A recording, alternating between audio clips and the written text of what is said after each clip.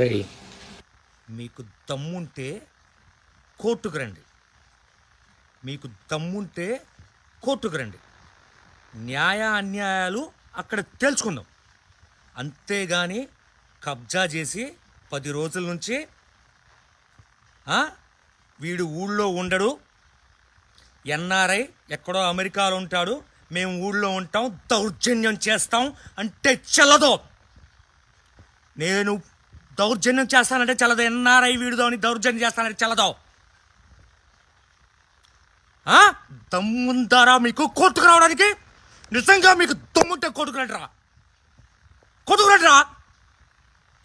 మీరు అన్యాయం అంటున్నారు కదా, ఆ అన్యాయాన్ని కోర్టులో నిరూపించండి. కోర్టుకు ఎందుకు రారు? దౌర్జన్యం చేస్తారా? దౌర్జన్యం చేస్తారా? చూస్తా ఎంత దౌర్జన్యం చేస్తారో.